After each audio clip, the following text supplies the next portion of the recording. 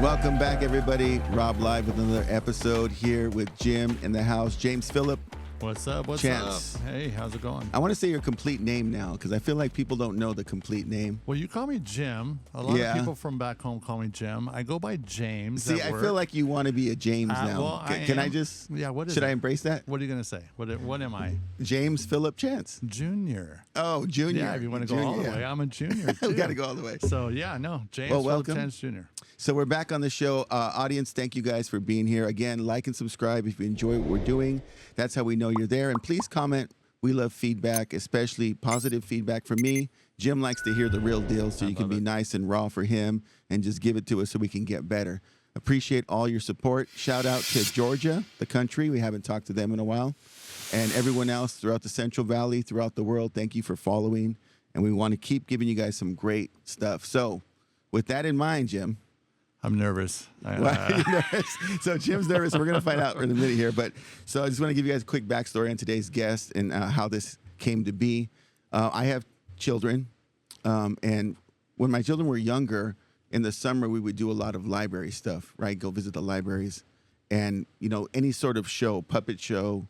And then you'd have the animal shows, right? People would show different animals and educate people on animals. And there was one show, Jim, I could never get into because it was packed and the parking lot was packed. And I was just like, I didn't want to fight the crowds. And you had to show up like an hour early to see this one. You know what it was? What's that?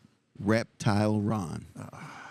Anyone who's been in the Central Valley for the last, 10, 15, maybe even 20, 30 years, you know this show. I've never had a chance to see this show because it's always packed and just great audience. So today I said, you know what, Jim? Let's get Reptile Ron in the studio. So here he is. I'm going to get this right. Ron Guill. Very good. Yes, I got it right. Good job. Right on. Welcome. Thank you for having me. So we're really excited to have you. As you know, very popular show that you have there. We want to learn about it and want to start from the beginning. So as a young child, was young Ron into reptiles or animals in general? Absolutely. Absolutely. I was born into it. You know, my father always had reptiles and parrots and things, and it just kind of, so I was born into it. And my first word was the word Caesar, and that was one of the parrots that we had. Oh, okay. Right. And the next word was mom, but the first word was Caesar. Parrot first, then mom. That's right. That's right. And did you grow up here in the Central Valley? I did. I've grown up in Clovis. Okay. I was in Centerville for a little bit, went to kindergarten in Centerville, then moved to Clovis. My mom was a teacher at Fresno Unified, and that's where I've spent my whole life and been there for 55 years. Okay, so there's two big things happening right now. Jim, did you hear that? Centerville. Now, if you're not from the Central Valley, you don't know this experience, but when you drive around this curve, exiting Wheatley and heading towards Fresno, there's a sign that says population 40. Yeah. And I always thought I'd love to meet somebody from this town with a population of 40, but the odds are very small because there's only 40 of you. Is that still the case? There might be a few more people, but it's still the same little town, So I remember driving past the elementary school, and then there was like a fish pond, all you can fish. Right, type thing. yeah. If you're going, towards the hills, a little fish pond on the side. I don't think that they fish out of that anymore. Do you remember spending time there? Like, was that a hangout for you guys? We had the Kings River running through the back of our property, so I'm not going to go over there if I can go right here. And then we had a ditch in the front and another ditch in the back, and then you just walk further, and there's the Kings River. And we're so close to Pine Flat and everything else, so we're not going to go over there and hang out. Not that it's a bad place or anything. Is that the town just up the road from Minkler? Well, Minkler is the town, so that's Minkler where the and Minkler Centerville. store, the Minkler cash store. Yeah. And I used to hang out at that store's still there too. We got to go back. Interesting, neat little place, and has a lot of, decorations and different things that was always our yeah. It was a cool place to be, and I wish that we still had the ranch that we lived on, but everything happens for a reason, and we moved to Clovis, and my mom was a teacher at like I said, at Fresno Unified, so she wanted to be a little closer to to town. What was her subject? Your mother's? My mother was a kindergarten teacher. 39 years. Wow. What's her name? Her name when she passed was Winona Heron, but Winona, known as Mrs. Heron. Yeah, Mrs. Heron, but it was Winona Guill. Way back when we started, but she remarried and okay. Yeah. And so as a kindergarten teacher, she was known as Mrs. Heron. Yeah. Anyone out there? Latter part of her life was Mrs. Heron. Okay. Yeah. Anyone out there? 39 years, kindergarten teacher. If you recall, Mrs. Heron. Yeah. This is her son, Ron. Yeah. So was she your teacher as well? Well, she was my teacher at home. Oh, okay. But when she passed, about 14 years ago or so? 2013. So yes. About 12, 13 years ago or so. She was a wonderful, wonderful lady and loved by everyone. And people, her kindergartners that she would teach would grow up and they would have kids, and then they wanted their kids to go and have her as a kindergarten teacher again. But my brother and I have one brother, and he's a year younger than I am, and I always just the way she talked to us, and she didn't yell and didn't cuss and things like that.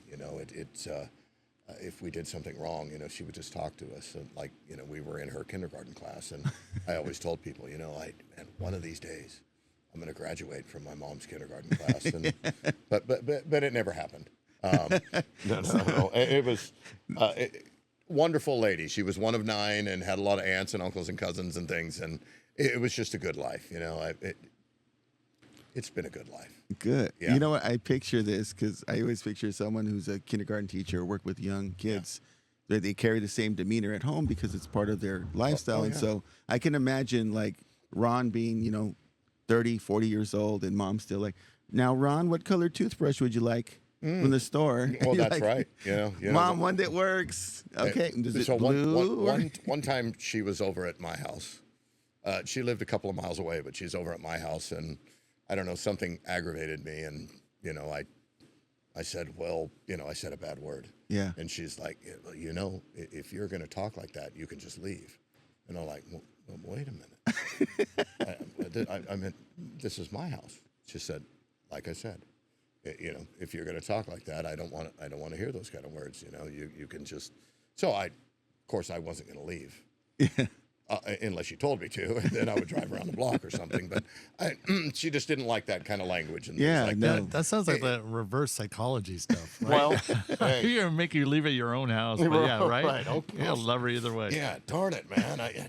I was just getting ready to get comfortable, Mom, and you had to stop by, and she would go around. Okay, well, you need to weed this flower bed, and you need to do this, and you need to do that, and so. But she remembers my mother, and it's. Wonderful memories, and you know what? To this day I live honoring my mother, and I'm very happy and just proud to say that she was my mother. And back to the question, I don't know how we got onto all of this about how did this start out, but she didn't really like the reptiles and everything. What? Well, she didn't, but as long as I was doing what I was supposed to be doing, if I'm running the vacuum, or if I'm dusting, or I'm, loading the dishwasher, cleaning the bathroom, and doing this and that, she supported it. Yeah. Until something got loose in the house. And then at that point, we had to build something outside because she's not going to have those kind of things. She didn't hate them. Yeah. But she certainly didn't want to be surprised by them. Oh, yeah. So, yeah, reptiles can be right, and my wife doesn't love them. My wife Amy, hi babe. Amy. She doesn't really love them either, but she certainly doesn't want to be surprised by them either. Can imagine. Yeah, it doesn't really bother me. I mean, you kind of just get used to the things. But so early on, obviously Caesar the parrot was a big part of your life. What were some early reptiles that you had? Oh, lots of different kinds. King snakes and gopher snakes and boa constrictors were popular. Nowadays there's so many different animals that we have. It is I mean, it's just as being a young child, these are the only things available. Yeah. But as you get older and things are imported and, so we just have to have that. We have to have that. We have to have this. We have to have that, and just keep adding. And then we're building aviaries in the back to put more birds and breeding birds and getting tortoises and,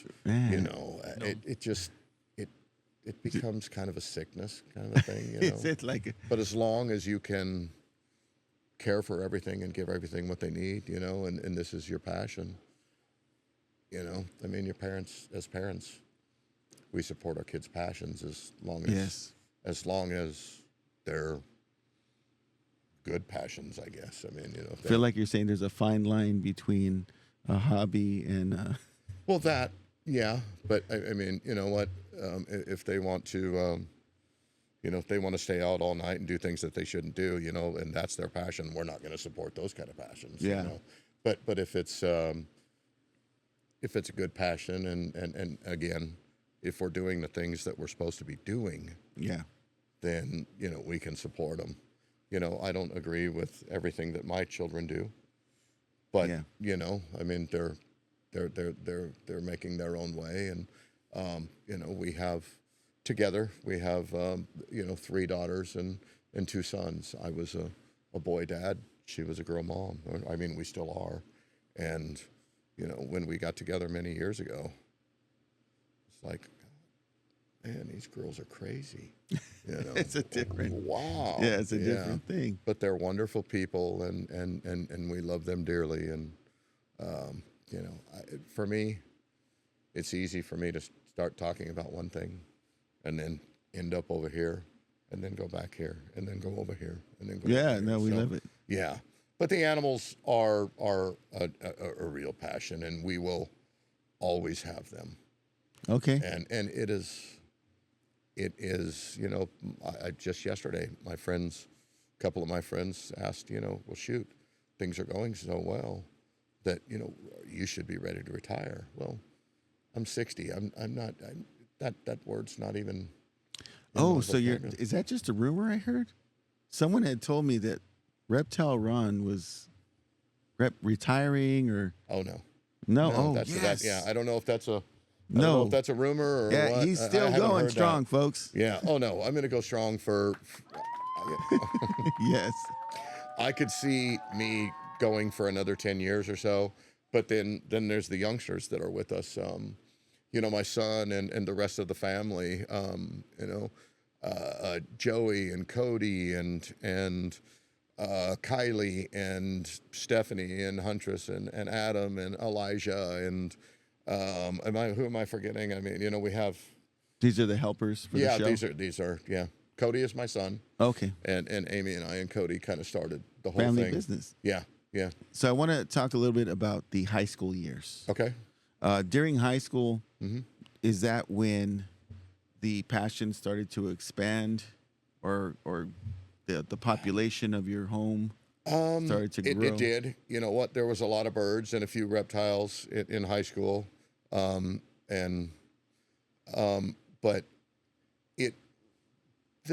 we didn't think anything about making a business. Yeah. Things were different. I didn't even know that this kind of thing existed back then. The opportunity to work with reptiles. Right. But where were you in high school at? Where'd you go to Clovis school? High. Oh, so you're at Clovis Cougars. Yeah. Oh, yes. yeah. Like I said, I've been in Clovis since I was 5, and so Clovis knows Reptile Ron for sure. Clovis knows Reptile Ron, and Clovis is a fantastic place, and we love Clovis. All of our kids have grown up in Clovis and graduated from either Clovis East or Clovis High. It's like 6 schools now. Yeah, when I started, and Amy as well, there was 9 elementary schools in Clovis. There's 36 now. Yeah, growth. Jim's wife works for Clovis Unified. Yeah. And so where's she at? She's at the at Gateway over there at the online. So now with the high school thing, you go on after high school. Is this when you start the Reptile Ron business? No. No. What's your journey after high school? After high school, going to a little school at Fresno City College and things, you know, and that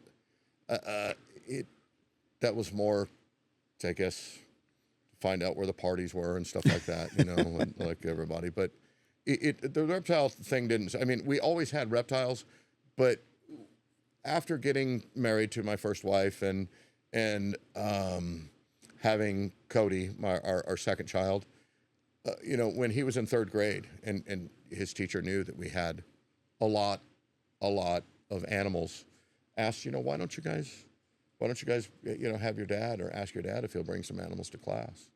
So we brought some animals to his class, and then some other teacher friends of mine, you know, asked, hey, well, you know, I heard you went over to Cedarwood, you know, well, how about you come over here to Red Bank, and how about you come over here? And so that kind of started it. And then they said, you know, you guys do a really good job. Maybe you should make this a business. I was a painter, you know, then, and painting every day and working in, you know, in the 100 and some odd degree heat and whatnot. Yeah. So, and did that for a lot of years, and at the same time painting, and then doing the Reptile Ron thing on the side. And was painting also a passion, or just kind of it just, you know, was paying bills and doing things. I mean, I loved it. Yeah. You know, the freedom of working for yourself and that kind of thing. But, you know, it's also a challenging thing working for yourself. So. Yeah, there's a physicality of it. Oh, right? yeah. Well, I was in a lot better shape then, a lot younger, so.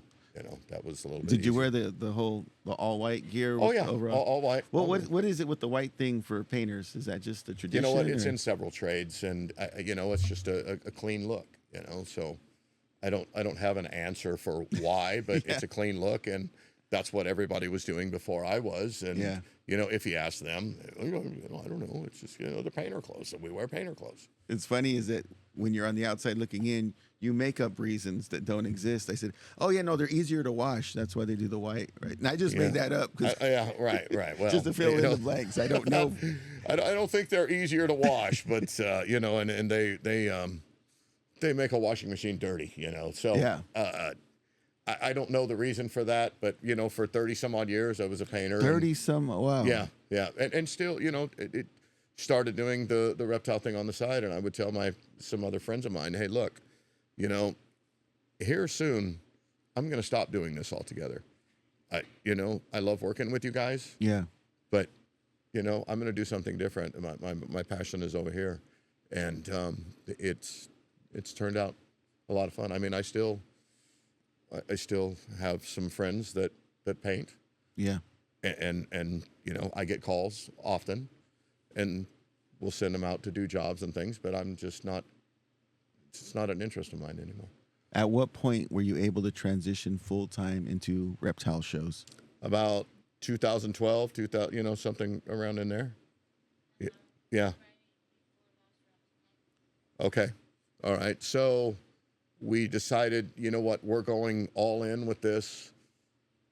2015 or so, you know, we got a business license and insurance and stuff in around 2012, and just thought, okay, I'm done. You know, I would go do it. It started out going to a paint job.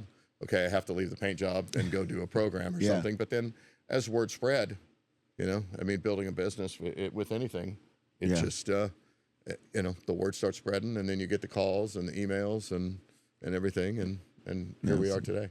So the way I found you, again, because I'd already heard of you from the libraries promoting what you guys were doing, I was at Imagine You. Have you heard of Imagine You, Jim? Wonderful big building in Visalia. It's interactive museum for kids. So we had, you know, grandkids back to back, and we took them over there. And there's a bulletin board, and on the bulletin board there were some cards for Reptile Ron. Yeah. I pick up the phone. I believe I spoke to Amy. I'm just assuming it was Amy, and I was like, "Hey, we have a podcast. We'd love to get a hold of Ron and bring you guys on the show." And then it went from there. So I'm assuming you've done some shows there at Imagine You. Oh yeah, we were just there a couple of weeks ago, I believe. Yeah, we go there often. How do you work out the program in terms of, okay, this is what we're going to show, and is there a rhyme or reason to it? There is. You know, we have program animals, and then that we bring, and that might consist of, I don't know, 70 animals. Or I don't know a number, but you know that might that is a big number. Well, it is, because you know animals have to eat and you know be on a feeding schedule and things, and if they're eating, then we have to worry about, well, we don't want to take them to show because we don't want them to go to the bathroom on somebody or something. Yeah. And that did happen once. So there's a rotation of cast and crew. Right. We have wonderful crew members. And if I left anybody out, I mean, right now there might be 10, 11, 12 of us. That is a much larger staff than I envisioned. Yeah. And I was thinking 2 or 3. No. If we move forward, when we move like May and June, there's going to be, you know, probably 15, 16 of us or so. Wow. Yeah. And so your home is where everybody lives, all the reptiles. Mm-hmm. What does the layout look like? You have the house itself, and now is the backyard all cages and the backyard has aviaries in the back for some of the birds, and it's got a lot of turtle and tortoise pens, and there's 4 ponds for turtles. I mean, they're not big ponds, but they're ponds. Do you happen to have any koi or fish? No. I mean, we might have some mosquito fish in the ponds, but you know, I do like koi, and I like fish, but you know, until we get a much bigger house, we're probably, you know, I had a great big reef tank at one time in the front room with anything and everything in it, and I think the first month after setting it up, the PG&E bill went up $800 in 1 month. God. Yeah. So we thought, you know, you got to have what's it called? Not a cooler. Yeah, you have to have coolers and the different things. You know, chiller. It's called a chiller, right? Chiller. Yeah, we had all of that, and so everything is running, and you know, and then we have all the heat lamps and everything else, keeping all the animals at the temperatures that they need to be. It's something else, but you know, going back to the backyard, it's a nice layout, and everything has a place, and all the different kinds of turtles and tortoises. And do you host tours there? No. And the reason is the crazy world that we live in today. You know, you don't want to invite everybody to your house. Yeah. I mean, there has to be, you know, okay, we're just going to turn it off and not going to have people come to the house and things. I mean, we go so many places. Yeah. So what's the furthest you travel? Oh, gosh.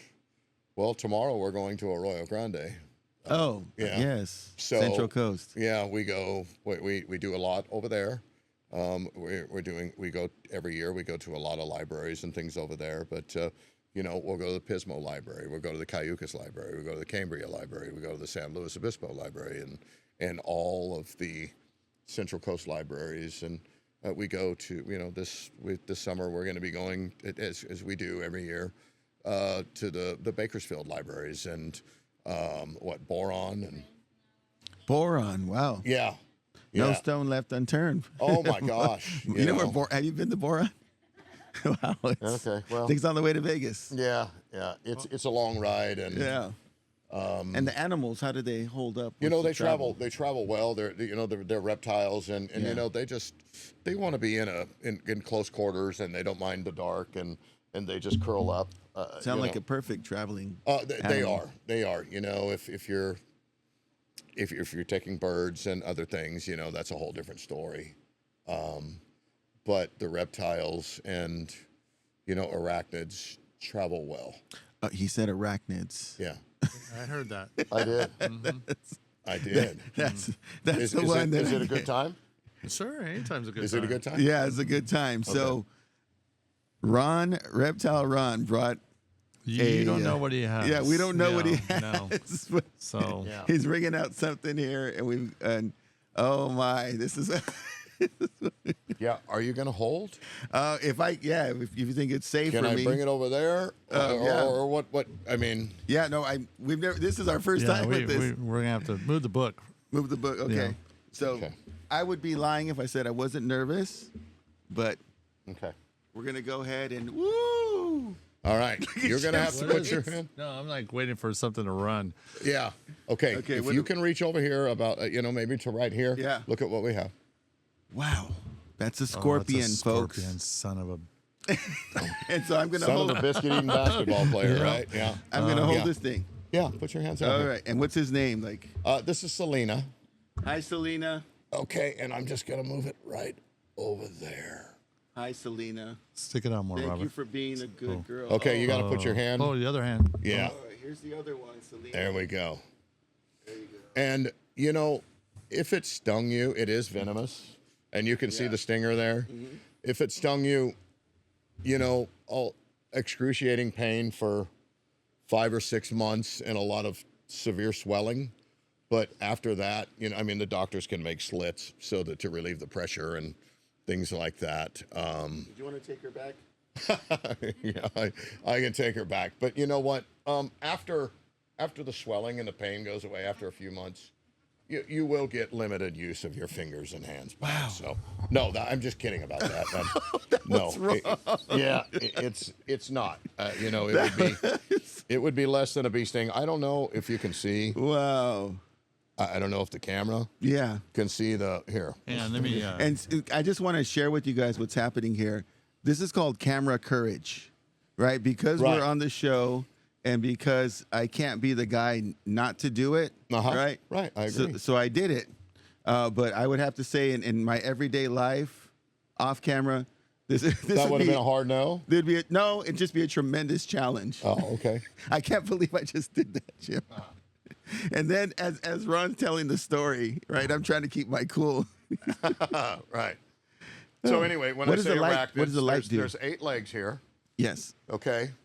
And these, the claws, pinchers, claws, they're called pedipalps. And they have, and here's the stinger here. They have 8 eyes. They have 3 on this side, 3 on that side, and then 2 eyes on the top. And they're mainly bug eaters. But they are, we've kept these for years and years and years, and they never try to sting.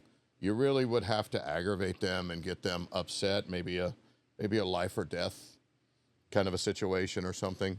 But they will pinch every now and again if they get agitated. So I'm assuming part of your mission, and I think it would be mine if I was a reptile person, is to educate people on the misconceptions, because I feel like it's probably the most misunderstood.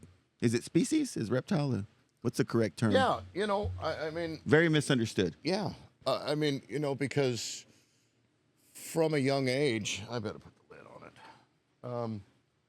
From a young age, people are taught, you need to stay away, and rightfully so. Some of them, because of the area that we live in. Yes. There's rattlesnakes and things, and if you're living in the foothills, and I don't know when the last time a rattlesnake was found out here. I mean, I think if we go down the road a few miles, the chances of finding a rattlesnake might be a little more. But you don't want your kids and things going out and picking up a rattlesnake. So let's just say we go do a program at a school, and I mean, just at my friend's house yesterday, who live in Tybee Valley, which is up past Centerville and going towards Pine Flat. They live up there and they find rattlesnakes all the time, and they have 4-year-olds and whatnot, and they found several rattlesnakes. Well, if we go out there and we're showing them snakes and touching and holding and learning about those, and then they think, well, it's okay to go over. Oh, we see that rattlesnake over there in the in the stall, in the horse stall. Yeah. We could go pick it up. Well, that's going to be bad. Yes. So, we tell them, look, guys, if you're out hiking, if you're out on an adventure or something like that, and you see a snake or a wild animal, period, we're just going to leave it alone. We're just going to back away. We're not going to try to pick it up. We're not going to hit it with a stick or throw a rock at it or anything like that, because if you don't know what it is, and we tell them, look, if you're not with Reptile Ron or your parents don't know what it is, we're just going to leave it alone. But you can easily identify patterns and. Oh, absolutely. Yeah. I mean, in our area, the rattlesnakes the gopher snakes, a lot of people mistake those two. But I mean, if they were side by side, they really don't look anything alike to, somebody that that has seen them. But then you have the emotion and the right, and most people or a lot of people are the only good snake is a dead snake, and that's not true. You start getting rid of the things, the ecosystem, the animals that are in that ecosystem. Well, that disrupts everything, and you could have get overrun by rodents and things like that. We were talking earlier about mice and things, and people around, killing snakes and things like that. Well, then the rodents are going to explode. So it's all a balance. It's educating, and making the education and the lesson fun. Yes. So getting some interaction. I went to. I was in Merced this morning and at 4 different preschools, and most of the kids were very open to touching and holding, after seeing us, and then maybe one of their teachers who, they've been going to for months and months and months, and trusting their teachers and knowing that their teachers keep them safe.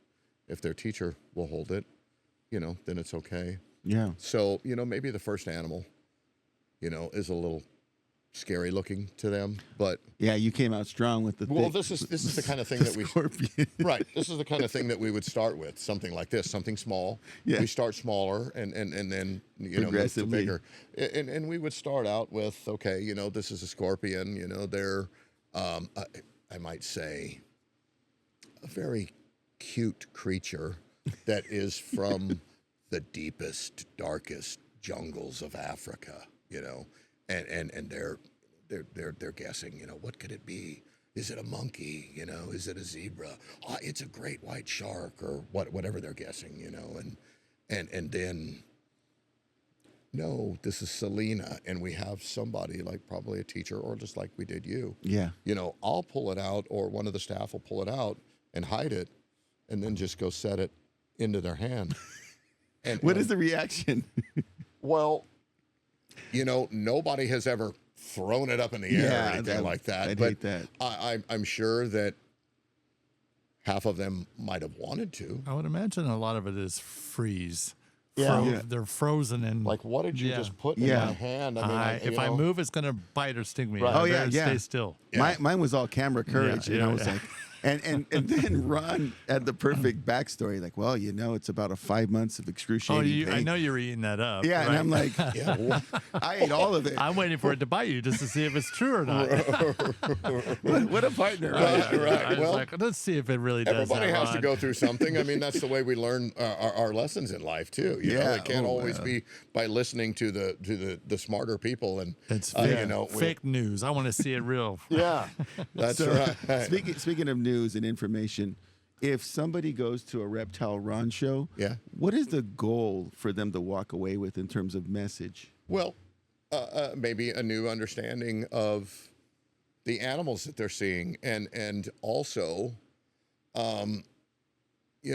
being the age that I am, we want to teach the youngsters about how important not just the reptiles or the bugs or the arachnids are for the ecosystem, but the whole ecosystem period, like we were just talking about a few minutes ago. You take one animal out of the ecosystem and it starts to disrupt, and then another one, and then another one. I mean, so an understanding of the importance of each of the animals has their place, and we as good people and good stewards to our planet, we need to take care of the flora and the fauna of everything, So hopefully they leave and are thinking, what, that was awesome.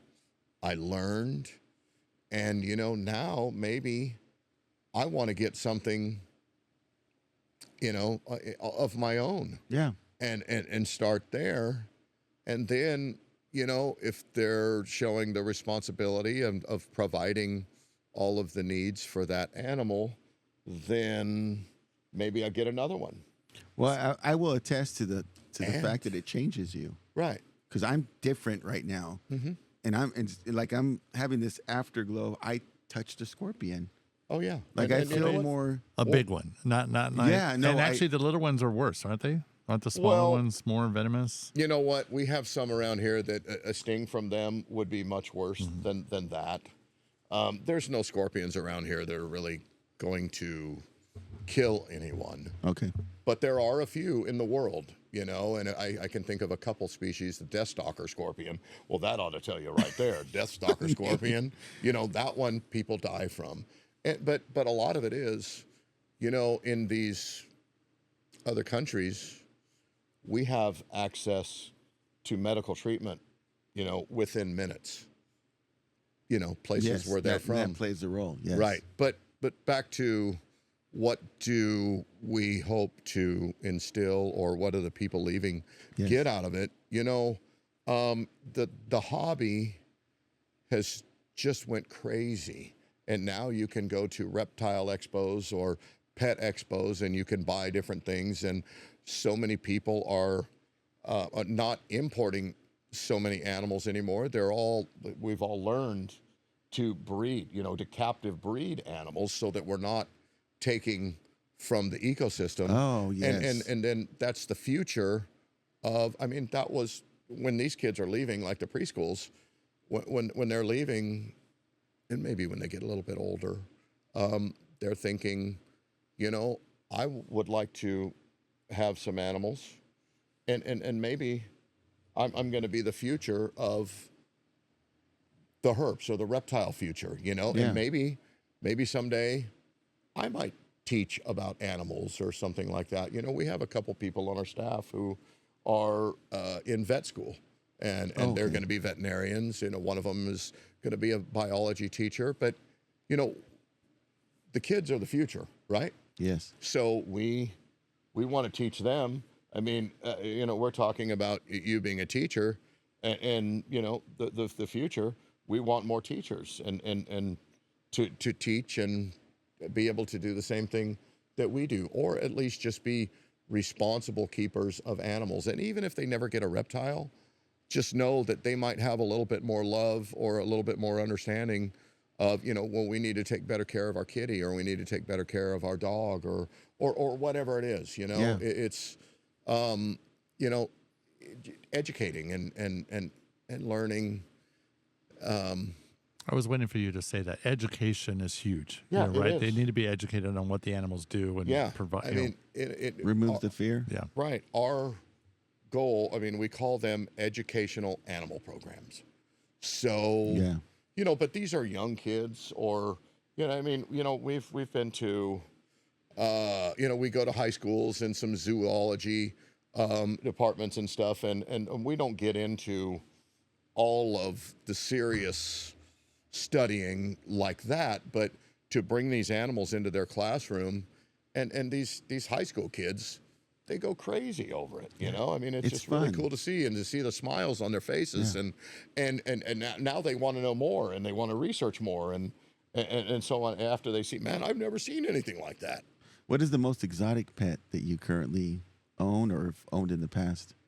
Oh, he said monkey, but I'm just you had a monkey? No. He said, you know, they wanted to. They're interested in monkeys. I might have been talking about a friend or something when I said that. No, we're not doing monkeys and things. You know, we have some friends who do those kind of things, and that's a totally different thing.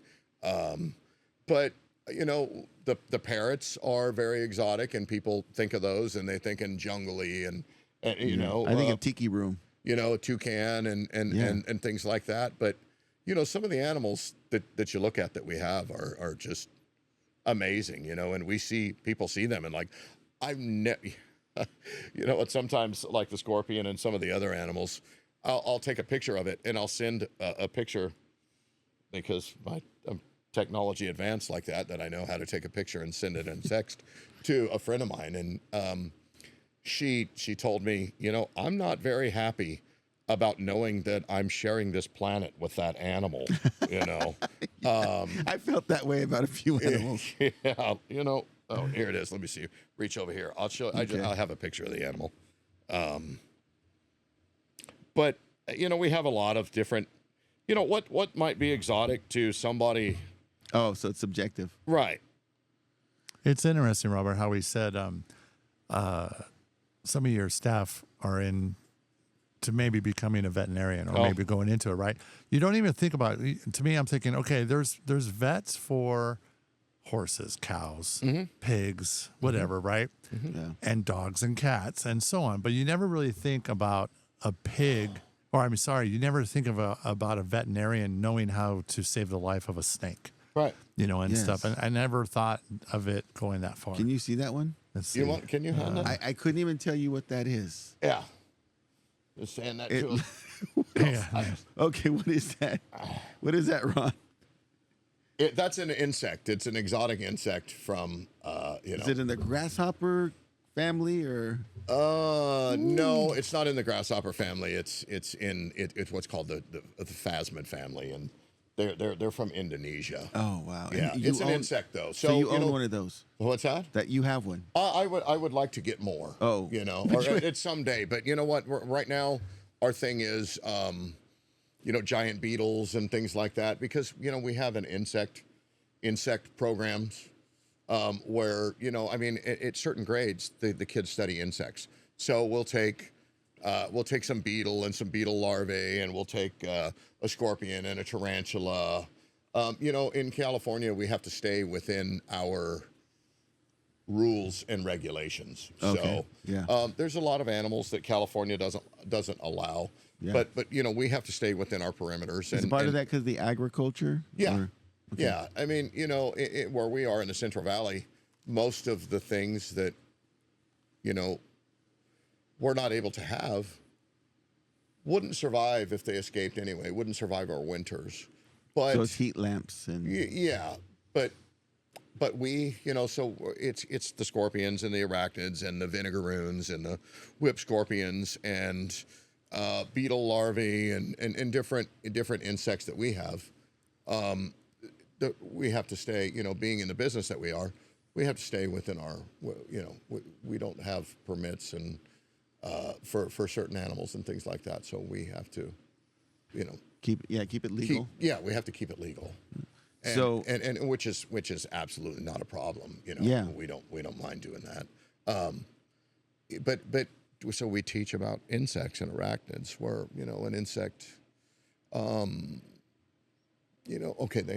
insects are in the family that they have 6 legs.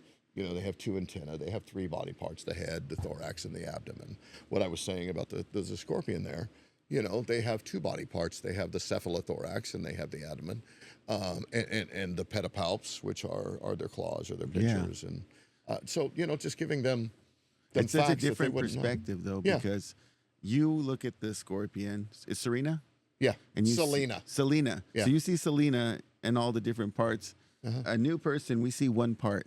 Right. We see the part and get we it see away a from big stinger. it. Yeah, right. I watched that the whole time. Is there a body on that thing, or is that just one big thing that's going to come sting me? So I'm afraid to ask, but I'm going to go ahead and ask anyway. Yeah.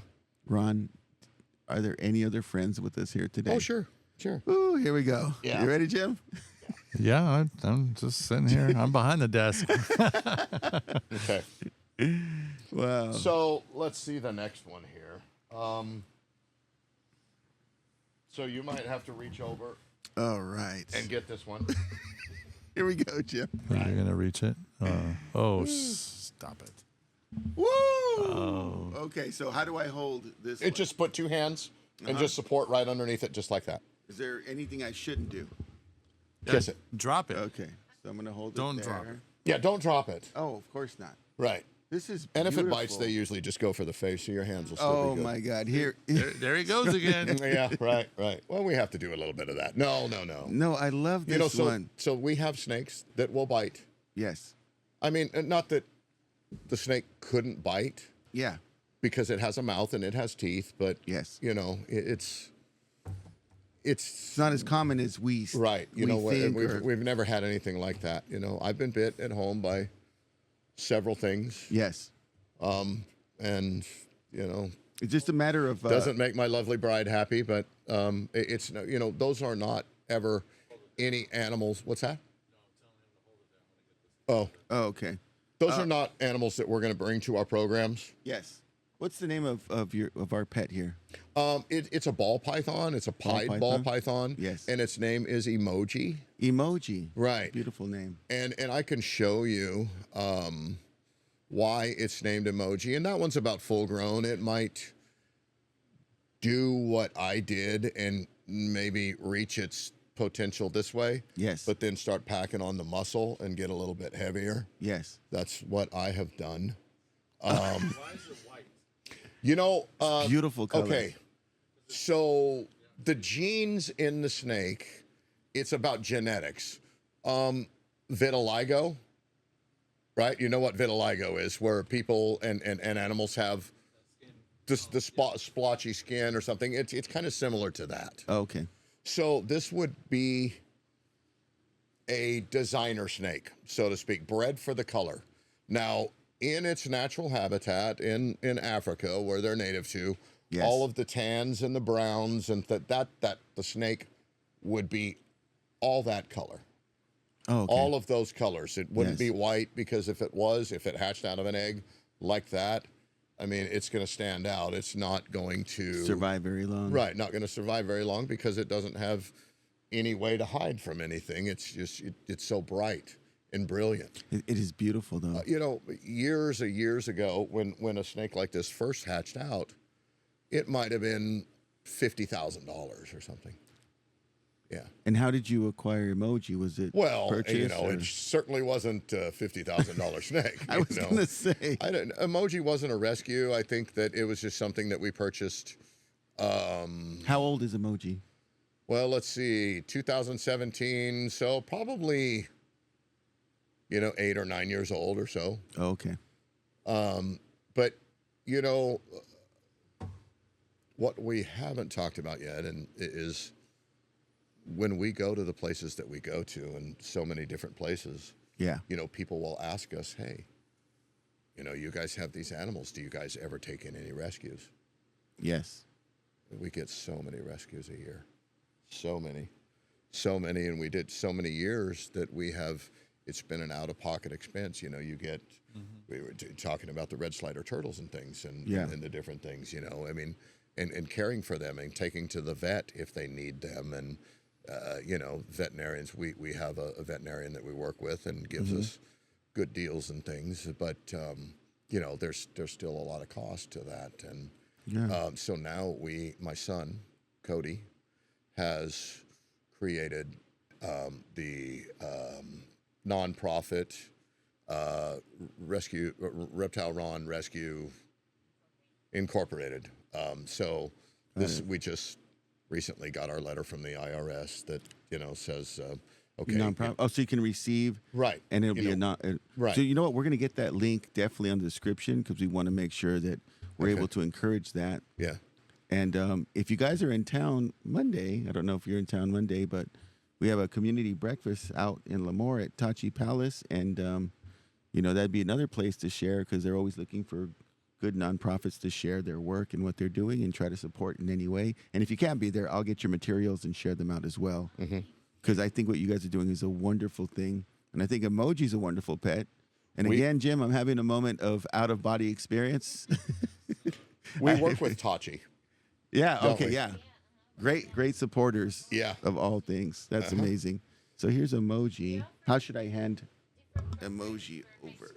What's that? Oh, yeah. Yeah. Okay. So let's see. I don't know if the camera can pick this up. Beautiful. But I don't know. Right over here or over here? I'm going to do that. Okay. Those colors in person, you got to. It's amazing, isn't it? Yes. But look right here. Can you see what looks like a sunglasses and a smile right there? Oh, I got to get a picture. Yes. Okay, I'll turn it towards the camera as soon as he gets a picture. That here. is definitely an emoji. Right. Okay. Can you see that there? And then Who spotted that? I don't know who That's a spotted great it. eye. But That's a look great at here. catch. So, there goes the tail. Okay. Can you see two eyes and a smile right there? Can you see that right there? 2 eyes and a smile. I do see that. Yeah. That's the So, perfect name. Emoji. Yeah, you know, what's that? They're cheaper now with all those kind of sticks. What'd you say? Ball pythons are cheaper now. Oh, yeah. Yeah. I mean, the prices come down. But when you first have what the breeders would call a world's first, you know, all of a sudden, you know, nobody else has one of these. So it's becomes very, very valuable. We're not in the business of breeding and selling reptiles. We're busy enough doing what we do and educating, because also as an educator and doing the things in a rescue, and all of the rescue animals that we get, we have to be a little bit more responsible about the things that are multiplied and sent out there, because, you know, we get so many of them. I mean, I'm going to say a couple hundred animals a year. And a lot Okay, of them, that's not. I was thinking 5 to 10, maybe 20. that could be, you know, in 2 days or something. And so the word gets out that you guys have a space for them and Yeah. works. So have you ever had to just like, I'm sorry, we just can't take this on? No. Wow.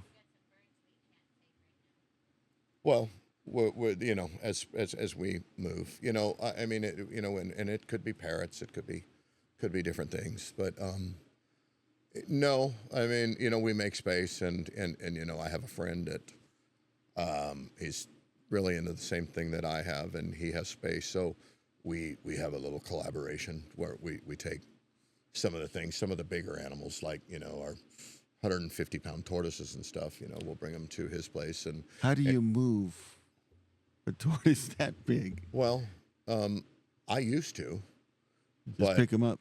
huh? You used to just pick them up on your own? I used to. Because they're kind of awkwardly shaped too. They are. Right? It's like, They are, and you know, if you grab them like where the feet pull in, yeah. they'll pull their feet in, and they're you know, it really bothers it really pinches your hands and things. So we have our staff who's younger. Oh, yeah. You've got a team. Right. You know. That's right. Okay? I forgot about the team. Right. Teamwork makes the dream work. Right. So that's how you know. Okay. to get a good staff. Right. You know, hey, You can got you crawl in Cody. that? Can you crawl in that hole and pull that tortoise out? Can you? But yeah, we have some big tortoise pens on several acres. Yeah. Where in the wintertime we have great big hot houses. You know, so they go in because most of them are from Africa, and it doesn't, you know, it doesn't. They don't hibernate or brumate, so they have to be kept warm all winter. So you know what, we're all set up. It's for quite that. the heating bill, right? It is, but you know what, solar. There you go. Yes. Yeah, solar.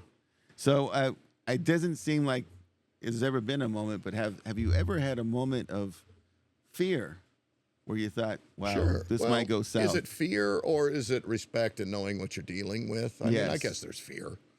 You know, What would be like your scariest moment? Because I'll tell you what I feel from you, and I feel it from you as well. I mean, it's really helped me to be who I am right now, which is definitely out of my comfort zone. You're very calm and matter of fact when handling, and it conveys this feeling that we're okay. when you do it enough, you know, whatever you do for a living, Yeah. you know, you might have walked in your first day and not been that confident. but, Yes. you know, as you learn, and you know what, dealing with the kids and things like that, and teaching them, you know, every day, or you know, every hour, you're getting more confident about the things that you're doing, and you know, I think the one that crosses my mind is the unpredictability of the children yeah, and how they're managing the you the know, reptile. and over time, You learn what you can. you and can't. learn, you know, Yeah. and you can kind of get a feel and read, okay, this one here is not very confident, so maybe for this animal, here's the snake. I'm just going to hold the tail out in front of you. Oh, I've got the head all the way over here. If you feel comfortable enough, just give it a pet. But we tell them from the very beginning, no matter how old they are, look, it's okay to be scared. It's okay to not want to do something, you know, because if you do something and you get scared and you drop an animal or something happens, and I mean, you know, God forbid, we don't want anything bad to happen. Yes. You know, it's the safety of the children, the safety of the people, the safety of the animals. It all goes into it, and you do it long enough. So let's just say we have a new hire. We will have the new hire ride along with us and observe for, I don't know how many hours, but you know what, until they get the gist, unless we already know that they're animal people and can do that. So, you know, you learn to read, but you always have to tell them, okay, you know what, we're not going to drop it. But it's okay to be scared, and if you don't want to do something, just say no, thank you. That's fine. We're not forcing. It's not like that, you know. Yeah. I might have pushed it on you a little bit, but you know what? Yeah, I feel no, like but you that could was take good. it. You read that. I needed it. Yeah, but the kids, you know, not so much because. And I think it's also your humor is perfect and it's timed. Yeah. Because he had me. He had me going. But so I mean, you know what? We're dealing with kids and dealing with adults, and some of the teachers and stuff. You know, I mean, they're not about it either. but it's fun. Like, you know, getting the school principal. Yeah. To hold a snake or to hold a lizard or something, and then the kids. Yeah, you know, they love it. They can't say no because you've got to be the example. Lead by example. There you go. Yeah, but I mean, it is, like I said early on, it is such a fun job, and to go out and see the kids and visit with the kids and to put smiles on their face and maybe, you know, one of those kids ends up growing up and being a veterinarian or just something to do with animals or whatever it is. Yeah. You know, or just maybe it had nothing to do with animals, but inspired to, you know, to do whatever it is that's going to make their future better. And the future is going to be better for everyone, everybody else, because the kids are the future. And yeah, amen. Have you ever did any what? Oh, okay. Did you ever have I'm not watching that clock over there, but my wife is. Like I said, I'll be talking, and then she's going to tell me something that I'm not doing correctly, you know. Do you ever do any collaborations with like the local zoo or maybe television? With the television all the time, yeah. We go on and we'll go to any of the news stations, and we'll take 4 or 5 animals, and we'll do little mini segments, and then they'll release them, you know, every week or whatever they do. ABC and how are the news anchors with the are they about it? The news anchors? You know, I mean, about like you are, and you know, but that's the fun part of it. You know, I was just gonna say that never gets old. You know that right? that reaction never gets old. Right. I felt like I was getting on a roller coaster, and like it was just wouldn't end off camera.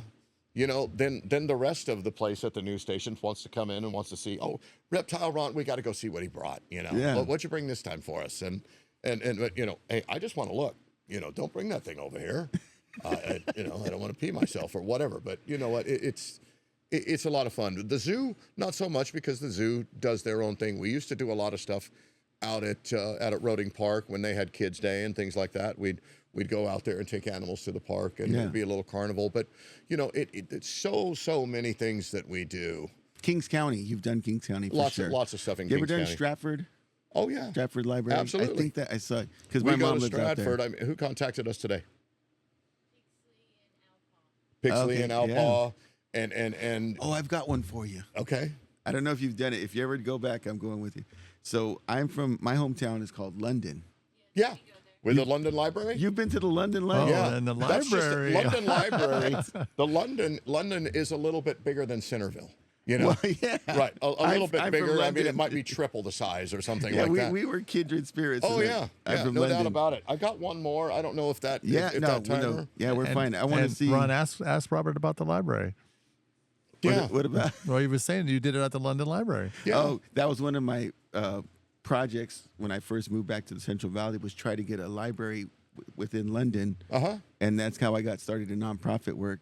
No kidding. But I wasn't You're sure. part of getting the London Library started. Yeah, yes, there. He's the Right. part. The part. That's awesome. Right? Well, I'm Yeah. glad you're coming. and- Yeah. You know, the libraries are, when we do in the summertime, because the kids are out of school, the libraries are your summer reading program. So what they're doing is, you know what, kids, come to the library and we're going to have some engaging things to get you to the library. It could be the bubble guy, you know, which is a friend of mine. Yes, the bubble guy. Yeah, Brandon. And There's the puppet guy. Yeah, yeah. Or the magic show or the different things that they do to get the kids engaged and involved in the summertime instead of doing other things. And you know what? Hey, a lot of interesting things happening in the summertime at the libraries. So come on out to the library and see Reptile Ron or the Bubble Guy or any of the other stuff, the magic. And I'm sorry if I'm leaving anybody out, but they're all friends. You know, we get to know each other, and it's it's a lot of fun. And we have to keep the kids from doing other things. Getting you other know, things. It kept me out of trouble. Yeah, for in sure. the crazy world that we live in. So you said you had another friend for us. Yeah, we've got another friend, and you know what? I might have to take the microphone off, the headphones off. The headphones off for a second. So yeah. So Reptile Ron is bringing out his third friend. So far, we've seen Selena, or is it Serena or Selena? Selena. Selena the scorpion. We've seen Emoji the ball python, and now we have our third friend coming out. Right. Godzilla. Now, so lizards are a big part of, right? What you guys do? Are they? Oh, look at that. That is beautiful. So this is it. You know, that's a perfect I told you, segue. Godzilla. This is beautiful. That's Bubbles. Now Bubbles, is that okay? Jim, let's guess. See if we can get in the ballpark. Well, I'm gonna he's say like sticking its tongue out, so either bubbles come out of its mouth when he does something. no. I mean, with his tongue. what kind of Oh, lizard? this is a iguana of some sort, I right? was thinking it was like an iguana, but then I'm seeing a really thick tail, and I don't remember iguanas with that thick of a tail. That'd be more like a gecko. No, not even close. I think this is Geckos more don't get this a big? dragon. This is some sort of dragon. Okay. Are you guys done? Yeah, we're all Yes. wrong. Okay, yeah, you are, but you know what? I mean, you're trying, so and that's fine. Let's I mean, get a you know, this picture is a of South Bubbles. American lizard. Oh, he is. Okay. You know what? Beautiful. Argentina, Uruguay, Brazil, they're called tegus. Tegu. Tegu. Yes, a tegu. And Bubbles, I mean, it looks like, you know, these, I'm not sure, you know, one of our staff members, her name is Kylie, and she Yes. names most of the animals, and she does a great job because so many different things that the kids can relate to. Yeah. But, you know, it looks like maybe bubbles on the legs, but also the big bubbly cheeks. Yes. So, you know, let's say before I bring this lizard out, I'll say to the kids, okay, kids, you know, the next animal is going to be, you know, the cutest animal you've ever seen. We have a teacher or staff member of theirs, the school, standing there, not knowing what to expect, but we tell them, look, you're going to hold this one like a baby. And then I'll say, okay, everybody, the kids, repeat after me, you know, cute, squeezable, snuggleable, huggable, lovable, adorable, you know, and it just kind of builds it up, you know, and the kids are having fun. And then we pull this out and the teacher will look at it and, you know, it's like, oh my gosh, you know, and the reactions, Yes. you know. So are we able to hold Bubbles? Yeah, you can. I would have to get up or if I'll walk over here. You'll walk over here? Yeah. Yes. Right. And, now, and I'm here's not, the thing, like if you have your started me- earphones on, you're going to be, No, okay. I'm gonna take it off. Oh, you're going to take them off? But here's the thing, you started with a scorpion. Yeah. That made me courageous for anything afterward. Was that by design? Because that scared me more than anything else. Yeah, but I mean, some people see a snake and they're just super duper. No, the scorpion had me. Yeah. Okay. So what we'll do here, and I'll take mine off for just for a minute here. Okay. So, like I said, we are going to hold it like a baby. No, I'm going to put it right here. Oh. I feel like a slow dance.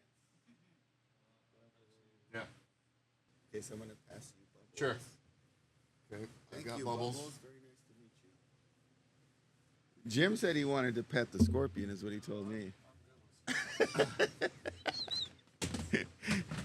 Well, and I have a story when we get back in our spots about scorpions. Bubbles was awesome. hang on. It's very calming, So I had a theory before Jim starts the story, and it's this: that animals, right? They have their own language, and it's based off of energy, right? So they can kind of it's nonverbal, but they can feel, right? If you go up to an enclosure of some of the animals that we have, Yeah. you're going to know. If today's the day, if you reach in here, something's going to happen. You learn to read the animals just like we can learn to read people and different things, or, something's happening with the car. So we know that, we need to get it to the shop, or we need to have a look at it. Some of the birds, they get a look in their eye, or they'll do something that they're letting you know, if you bring your hand in here, it's going to be bad. Yeah. And so you just kind of. Okay. All right. Yeah, but if you didn't know what those signs were, then Sure. your hand's going to be Yeah, swollen. that's right. I had an incident. My aunt lived in Nevada for years, and we were doing the garden, Robert. And I remember going out there, and we were starting the garden. It was just dirt, and so we were making the trenches. And I remember she had said something about getting the boots over in the go get some rubber boots. And I went to go get a rubber boot, and my uncle said something like, "No, wait." And I was like, "Okay, what?" Oh, and okay, I know where this is I going. went to go get the rubber boot, and he pulled the boot out and shook it upside down, and there was a white scorpion. And he said it was a small one, about the size of a maybe silver dollar. Sure. And to this day, I just was always thinking, he goes, if you would have put your foot in there, it would have been stung. Right. And the white ones were, I don't know what they're from. Well, but yeah, white or yellow or it that was kind of a color. Yeah, it wasn't dark like right. this Desert one. scorpion, or could be a bark scorpion or something. But it's she gonna says sting they you. have them all the time around their bed. They'll get up at night and they'll see one run across the floor in the living room, or in the bedroom. Yeah. Hell no. Yeah. What's the largest animal that's been loose in the home, out of the cage? Because if Probably one of the big snakes, or what? Well, it doesn't happen very often. Yeah. Are snakes very intelligent? Because all I hear are those stories that snakes get out of their cage. Well, the snakes are escape artists. Yeah, I mean, that. Yeah. But a snake, being well fed, and everything is provided for them. Like our big ones, in their enclosures. You go in and they're just coiled up in a corner. I mean, so you're asking about traveling well, I mean, it just goes to sleep in here. But so snakes are not, I mean, some snakes are active, but the majority of the ones that we have, they have hides and things, so where they go to feel comfortable. But the biggest animal, probably a monitor lizard or something, that got Are they out. aggressive, the monitor lizards? Some of them that we have are, but I mean, we have one that's over 7 feet long, and he's not really aggressive. But I mean, just before when I was getting these animals together today, somebody took one of the monitor lizards and they put it back in its enclosure, and they didn't put the lock on. So it pulled the door open, and I walked in the animal room, and I could see the towels and rags where we keep the towels and rags, that they were knocked over. And I thought, something's out. So I look around and I said, hey, babe, you know, you don't come in here, which she never does anyway. But I look, it took me about a minute, and I see its tail tucked in behind some bigger enclosures. And I got my stuff together, and I called my son, and they were on their way back from a program. I said, well, when you get back, you get Cupcake. Cupcake. Out. Right. You get Cupcake out and put Cupcake away. And they did. It just took a couple of minutes. But, you know, the ones that I guess the animals that I worry the most about getting bit are getting bit by one of the parrots. That's not what I thought you were going to say. Well, it's you know what, getting bit by a parrot, say a big macaw or something, or even a smaller, it's a life-changing experience. Wow. A life-changing experience. We're talking stitches. Or your finger gone. You know, probably more than 7 years ago or so, one bit me behind this fingernail. Oh. Behind the fingernail. And you can feel the beak just going in. It's very, very powerful. And ripped off my fingernail from the back. Wow. Ripped it off. And tears are squirting and blood is squirting. It's got this fleshy fingernail in its mouth, and it drops it, and then it it laughs. Wow. That's a true story. And I'm thinking in my mind, Fred, if I had a baseball bat, I would hit a grand slam with you stupid bird. That's what I'm thinking. Sometimes we think things that we don't act on. I mean, you know. Yeah. That was one of those moments, and you know, I'll never forget it. And I've been bit many times by the parrots or the snakes and other things. Robert, I've watched videos of these snake.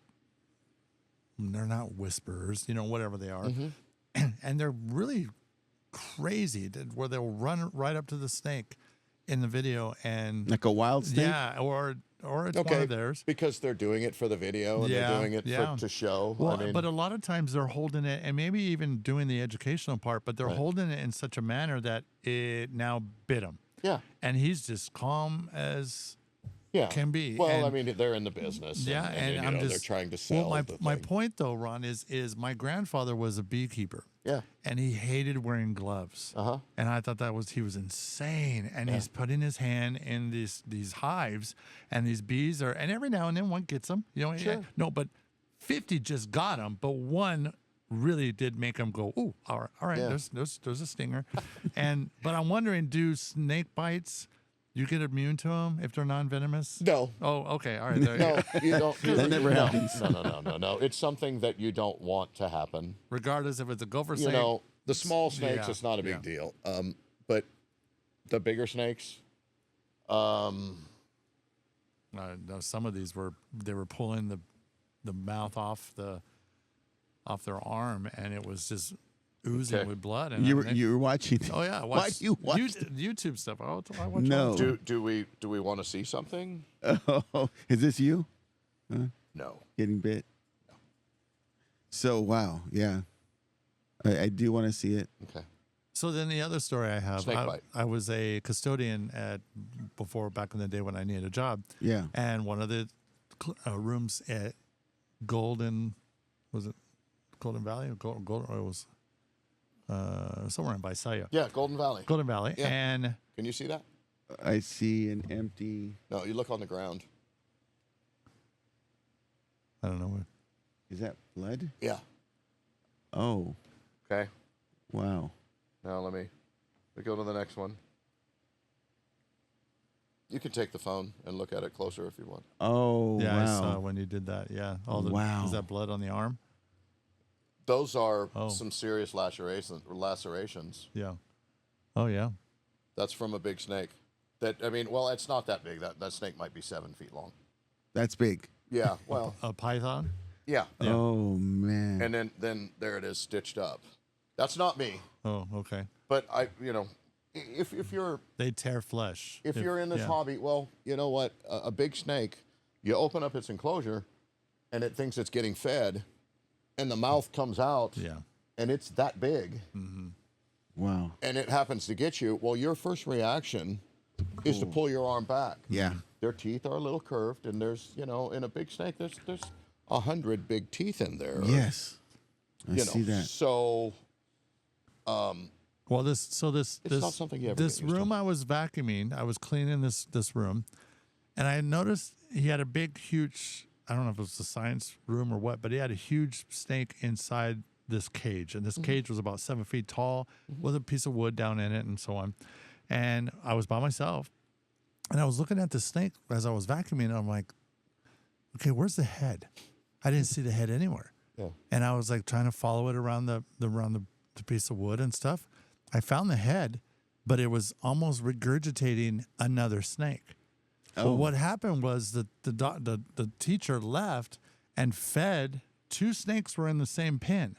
Either one got it and the other one didn't. But imagine, Robert, the mouth of one had the mouse, and the other snake then now grabs the head of the other snake to eat the same mouse that's in the other one, and he starts bringing in the other snake. Absolutely happens. So we had to call the teacher to come and actually pull him apart because he was going to lose. Did both snake? Did the other snake? We left. live? We didn't have a time span to leave. So Yeah. I don't know what I hope happened. they both survived. But that's crazy. So survival, you just said it. Survival is one thing, but insane. They don't keep the animals together. Yeah, I would imagine. Why would you put two snakes in the same pen and then feed them? You know, I don't know. But Oh, that was my next question. The feeding routine. Yeah. How long does it take to get everyone fed? Well, things are eating on different days, and everything okay. has a schedule, you So- know. And we have a person that comes over and feeds, you know, several times a week, and cleans and fresh water and different things, you know. And sometimes it's the small animals, and you know, and then the medium animals, and then the big animals, and they're very familiar with everything. So And how do you track the feeding schedules? well, you just keep track of. But you know what? That person also was telling me about an app where they go by the different, you know, and I don't know yeah, about nice. apps and things like that. all that Listen, technology. I've never sent an email in my life, you know, and that's not going to happen. So, but you know what? Yeah, it's either on, you know, some sheets of paper here or in your head, or I mean, you just know, and you get routine, you know. Yeah. We also, you know, going back to the rescue for a second, you know, we get calls from Fresno Police, the sheriff's office, and different things that, you know, they get calls of people panicking. There's a snake in the garage. There's a snake in the house or something. And, you know, this week a couple of times we got calls after, you know, her and I are watching TV in bed, and we get a call from the Fresno Police. And, Really? They call Reptile Ron. Yeah. Can you help us? Right. You know, I mean, so I know when I see Fresno Police or the Fresno Sheriffs, you know, the days of why would they be calling me, I don't have to worry about, you know, anymore. Those days are gone. So I know that it's for something like that. So we went, and, you know, most of the time she doesn't go with me, but sometimes she does. And earlier this week, we went to an apartment complex, and when we got there, the ambulance was there, you know, and the lady had called the ambulance because she got bit, and it was under her bed. Was it a pet snake or? Well, it was somebody's pet. Oh, but not hers. Oh no, she was. Oh She my was God. deathly afraid. Can you imagine? Yeah. So the paramedics come up and said, Reptile Ron, you know, we just treated the bite. You know, does she need to go to the hospital? I said, listen, there's, you know, unless somebody had a crazy pet, Yeah. you know, there's no reason to, you know, there's no venomous snakes in this area unless somebody Kind of an exotic. had something. So, but I said, look, I'm going in right now. We'll take a look. And, you know, what they described to me, you know, I said, no, that's not a venomous snake. But I went in and I looked at her bite, and, you know, we had some fun with it. And, you And know, what type of snake was it? it was a king snake, a California king snake, but it was somebody's pet. You know. Now, is the California you know what a king snake is, right? You know, the black and white, Yeah, or the brown and yeah. brown. Oh, Yeah. okay. You know, that are, you know, their colors are bands, you know, going down like this. Is that but- the one that's mistaken for a coral, or is that something else? No, well, that could be a mountain king snake. So the mountain king snake has stripes like a coral snake, Well, they have the colors, The the red, colors? yellow, and black. Yeah. Yeah, yeah. But this one was a black and white one. But it was striped like a garter snake. So Oh, I knew that was somebody's pet that got out. But, I mean, if you don't know, I mean, I'm not knowledge. She was a real estate lady, and, Yeah. she knows a lot about real estate. I don't know anything about real estate. So, Yeah. It's a legitimate concern. Yeah. But she was a very nice lady and understanding. After I got the snake out of her room, she said, I'm probably not sleeping in there tonight. But, You may have friends. we get lots of calls, and this is the time of year that we do. It keeps us, and again, back to the rescue, so it certainly helped. We're going to do some fundraising and that kind of thing for that to take care of these things. I mean, it's time and money, and then you have to have the staff to take care of the animals and that kind of thing. But it's an interesting, really is. I mean, maybe not to some people, but it's an interesting and fun job for all of us. Very cool. You've created your living. It's amazing. Yeah. So what holds for the future of Reptile Ron and the crew? To get the nonprofit off the ground and what's that? Well, you know what? My wife keeps talking about, maybe we'll have some kind of a small zoo or something like that. A place, and maybe we not even call it a zoo, but maybe a place where the schools can come for field trips and things, to come visit. Like a reptile haven, like the cat, something like that. Cat haven. Yeah. Something like that. Maybe down the line we'll see. We have some friends who are interested in that as well. But I mean, for the time being, just keep doing what we're doing and having fun doing it. And it's wonderful. I'm a people person. Yes. And I like to make new friends, and I like to visit with people and meet new people. And You're living the dream. So for me, it's wonderful. Was there ever any thoughts of ever doing like maybe a regular television show or Animal Planet? No. Because Reptile Ron sounds to me like, I'd tune in every Saturday at 8 a.m., right? Like, Yeah. it sounds like a legitimate show. Well, Has that but ever we're been? going out every single day, Yeah, and we're doing our shows. in person. Yeah. I mean, this week, just myself, I've probably visited 3,000 kids, just myself. Wow. So, and then all the administration and the staff and everything that you meet, and you become friends, and so I like it. Yeah. And now, how about when you're out and about town? Do people pull you aside and there's Reptile Ron? Like, does that happen a lot to you guys? All the time. And what are the it fans happens to like? all of our staff members. And I'm sorry if I haven't mentioned the names of all the staff members enough. It's because Reptile Ron is not just me. If I didn't have my wife and our youngest daughter and all the Cody, the Joey, the Kylie, the Adam, the Elijah and the Natalie and the Cassie and Stephanie and Huntress and it wouldn't be what it is. All of those people and more people. Yeah. And my friend Nick and lots of other people. It wouldn't be Louie. It wouldn't be what it is. It's just a big collaboration of everybody having each other's back and doing what needs to be done to take care of everything. So this is, I mean. When little kids see him at the store, they immediately smile. Or a restaurant or something, and you see them, and so I make it a point to go over there and, hey, how you guys doing? You know what? There's Reptile. Yeah, and one time we did a camp up at Huntington Lake, and I don't know, several weeks later, we were in San Francisco, and we were at where were we at the the Academy of Sciences? Yeah, and we're parking. And we're walking to go there. And then I hear this, Reptile Ron. And it was a mom and the family and the kid. And she says, you know what? You are his hero. And we just saw you at the Huntington Lake camp, but we're in San Francisco. So, and I give the kid a high five and, hey, buddy, how you doing? And how's school going? And, I hope you're being good for your mom and dad and that kind of thing. And so, I mean, everywhere. It happens everywhere. Do you think there's like a potential, if not already existing, educational book on reptiles, maybe? You know what?